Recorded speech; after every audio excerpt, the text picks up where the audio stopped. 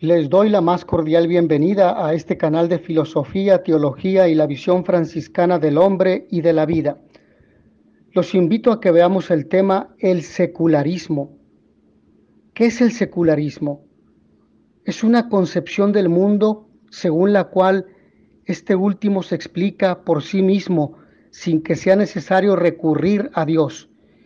Dios resultaría pues superfluo y hasta un obstáculo. Dicho secularismo, para reconocer el poder del hombre, acaba por sobrepasar a Dios e incluso por renegar de él. Es decir, Dios sale sobrando en el mundo y el secularismo pretende erradicar incluso la idea de Dios, porque es algo innecesario. Esto es lo terrible del secularismo. El secularismo se refleja en corrientes de pensamiento como el vitalismo de Friedrich Nietzsche, este filósofo alemán que anunció la muerte de Dios diciendo: Dios ha muerto, nosotros lo hemos matado, con la idea del aniquilamiento del ateísmo. Cuando la sociedad deja de practicar su fe, de hablar y de vivir conforme a los mandamientos y la ley de Dios, el hombre ha comenzado un proceso de separación de Dios, generando un proyecto personal al margen de su Creador, de su Salvador y de su Santificador, que es Dios Padre, Hijo y Espíritu Santo, la Santísima Trinidad, y por lo tanto de la Iglesia. Y así la ética sustituye a la religión, y así la salvación queda sustituida por la ciencia, y los nuevos sacerdotes son los hombres de bata blanca, los científicos. Pero esta no es la ciencia, esto es el cientificismo, que es una caricatura de la búsqueda honesta del bien de la humanidad y de la verdad. Por lo tanto, estamos ante una historia que se va tejiendo al revés del proceso humano, del hombre que actúa en forma irracional, porque coloca a la razón como la única capaz de conocer la verdad y de llevar al hombre a la felicidad. Una felicidad que difícilmente, o que mejor dicho, no se encuentra fuera de Dios. Por lo tanto, el secularismo es la renuncia de Dios, es la creación, porque hay que sustituir a Dios. Si se saca a Dios de todos los ambientes humanos, hay que sustituirlo con otra cosa, y se les sustituye con la idea antropocéntrica o de deidad del hombre. El hombre ahora es el centro de todo. Es una idea antigua, es la idea del famoso humanismo y del famoso racionalismo de la época moderna, de inicios del siglo XVI. Entonces asistimos a un proceso histórico que quiere construirse al margen de su Creador, al margen de Dios. Y por lo tanto, este grito de Dios ha muerto nos anuncia un nuevo tiempo.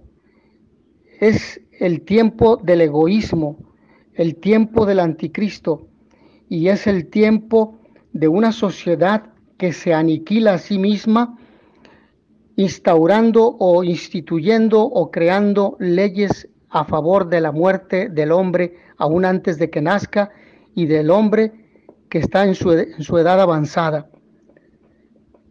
Estamos entonces ante algo irracional. El racionalismo se convirtió en algo irracional, porque pierde su sentido profundo y crítico, y el sentido más ético que solamente se le da cuando se tiene como fundamento a Dios. Y esta pretensión, por lo tanto, tiene como propósito fundamental matar a Dios en el corazón del hombre, que es la perspectiva fundamental o propósito del vitalismo propuesto por Nietzsche, este filósofo alemán. Ahora bien, nosotros somos testigos, porque no es algo nuevo, no es algo que no podamos comprender, porque somos ciudadanos de este mundo. En él vivimos, en él nos movemos. Aquí Dios nos ha puesto para que, como bien lo dice Mateo en el capítulo 5, versículos 13 o 12 al 14, nosotros seamos aquello que Él nos ha dado, ser imagen y semejanza de Dios, siendo sus hijos, hijos de la luz, hijos de Dios, y por lo tanto comunicando la verdad, comunicando la vida. Esto quiere decir ser sal de la tierra, pero también ser luz del mundo. Ser sal, darle sabor y sentido, y ser luz, ser testigos del amor, ser testigos de la verdad, de la justicia, y construir una sociedad de paz. La palabra misma sale a nuestro encuentro, Jesucristo, y se nos ha revelado. Pero el Señor, en otros textos bíblicos que también son su palabra, nos dice algo importante y nos deja su palabra para meditar, para luego interiorizarla y evidentemente ponerla en práctica.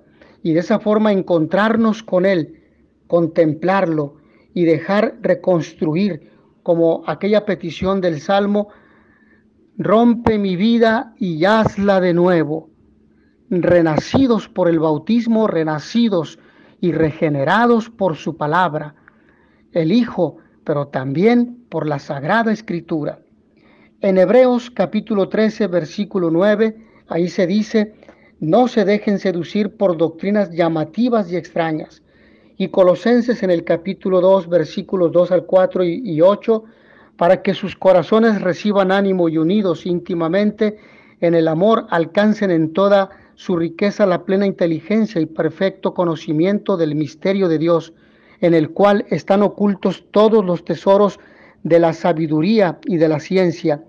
Les digo esto para que nadie los seduzca con discursos capciosos. Miren que nadie los esclavice mediante la vana falacia de una filosofía fundada en tradiciones humanas según los elementos del mundo y no según Cristo. Y luego Efesios en el capítulo 4, versículos 13 al 14, nos dice: hasta que lleguemos al conocimiento pleno del Hijo de Dios, al estado de hombre perfecto, a la madurez de la plenitud de Cristo, para que no seamos ya niños, llevados a la deriva y zarandeados por cualquier viento de doctrina, a merced de la malicia humana y de la astucia que conduce engañosamente al error. Y Efesios, esa misma carta, pero ahora en el capítulo 5, versículos 6 al 9, nos anuncia que nadie los engañe con vanas razones, pues por eso viene la cólera de Dios sobre los rebeldes, porque en otro tiempo fueron tinieblas, mas ahora son luz en el Señor. Vivan como hijos de la luz. El fruto de la luz consiste en toda bondad, justicia y verdad. Y Romanos, en el capítulo 12, versículo 2, no se acomoden al mundo presente, antes bien transfórmense mediante la renovación de su mente, de forma que puedan distinguir cuál es la voluntad de Dios, lo bueno, lo agradable, lo perfecto.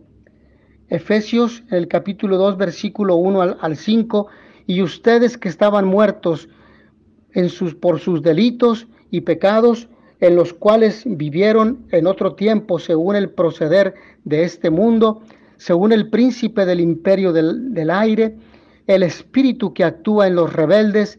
Entre ellos vivíamos también todos nosotros en otro tiempo, en medio de las concupiscencias de nuestra carne, siguiendo las apetencias de la carne y de los malos pensamientos, destinados por naturaleza, como los demás, a la cólera. Pero Dios, siendo rico en misericordia por el grande amor con que nos amó, estando muertos a causa de nuestros delitos, nos vivificó. Juntamente con Cristo, por gracia han sido salvados. Y la carta de San Pablo, la segunda carta a los tesalonicenses, en el capítulo 2, versículos 3 al 4, y luego versículos 6 al 12, nos dice: que nadie los engañe de ninguna manera. Primero tiene que venir la apostasía y manifestarse el hombre impío, el hijo de perdición, el adversario que se eleva sobre todo lo que lleva el nombre de Dios o es objeto de culto, hasta el extremo de sentarse él mismo en el santuario de Dios y proclamar que que Él mismo es Dios. Ustedes saben qué es lo que ahora le retiene para que se manifieste en su momento oportuno, porque el ministerio de la impiedad ya está actuando. Tan solo con que se ha quitado de en medio el que ahora le retiene, entonces se manifestará el impío, a quien el Señor destruirá con el soplo de su boca y aniquilará con la manifestación de su venida. La venida del impío estará señalada por el influjo de Satanás, con toda clase de milagros, señales, prodigios engañosos y todo tipo de maldades que seducirán a los que se han de condenar por no haber aceptado el amor de la verdad que les hubiera salvado. Por eso Dios les envía un poder seductor que les hace creer en la mentira, para que sean condenados todos cuantos no creyeron en la verdad y prefirieron la iniquidad. Mateo en el capítulo 24, versículos 11 al 13 y 23 al 24 señala: surgirán muchos falsos profetas que engañarán a muchos, y al crecer cada vez más la iniquidad, la caridad de la mayoría se enfriará, pero el que persevere hasta el fin, ese se salvará. Entonces, si alguno les dice: miren, el Cristo está aquí o allí, no le crean, porque surgirán falsos cristos y falsos profetas que harán grandes señales y prodigios capaces de engañar, si fuera posible, a los mismos elegidos. Apocalipsis en el capítulo 12, versículo 4 dice: y apareció otra señal en el cielo, un gran dragón rojo con 7 cabezas y 10 cuernos, y sobre sus cabezas 7 diademas. Ay de la tierra y del mar, porque el diablo ha dejado donde ustedes con gran furor, ha bajado donde ustedes con gran furor, sabiendo que le queda poco tiempo. Este mismo libro de Apocalipsis en el capítulo 13, versículos 1 al 4 y 7, y vi surgir del mar una bestia que tenía 10 cuernos y 7 cabezas, y en sus cuernos 10 diademas, y en sus cabezas títulos blasfemos, y el dragón le dio su poder y su trono y gran poderío. Entonces la tierra entera siguió maravillada a la bestia. Se postraron ante el dragón porque había dado el poderío a la bestia, y se postraron ante la bestia diciendo: ¿quién como la bestia? ¿Y quién puede luchar contra ella? Se le concedió hacer la guerra a los santos y vencerlos. Se le concedió poderío sobre toda raza, pueblo, lengua y nación. Este mismo libro, en el capítulo 13, versículos 11 al 14, vi luego otra bestia que surgía de la tierra y tenía 2 cuernos como un cordero, pero hablaba como una serpiente.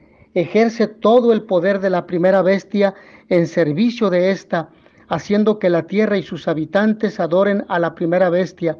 Realiza grandes señales, hasta hacer bajar ante la gente fuego del cielo a la tierra, y seduce a los habitantes de la tierra con las señales que le ha sido concedido obrar al servicio de la bestia, diciendo a los habitantes de la tierra que hagan una imagen en honor de la bestia que, teniendo la herida de la espalda, revivió.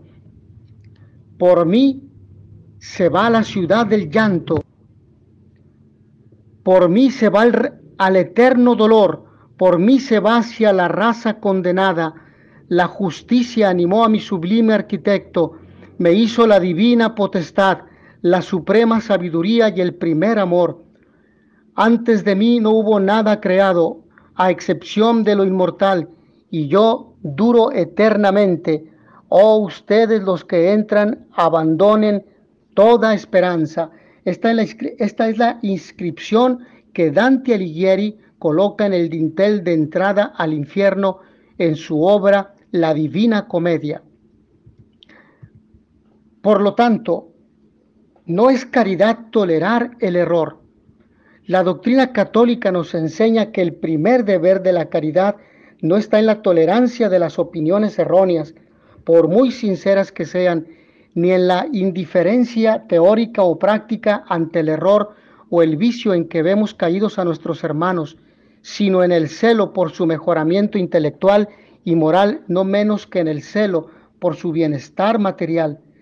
Esta misma doctrina católica nos enseña también que la fuente del amor al prójimo se halla en el amor de Dios, Padre común y fin común de toda la familia humana, y en el amor de Jesucristo.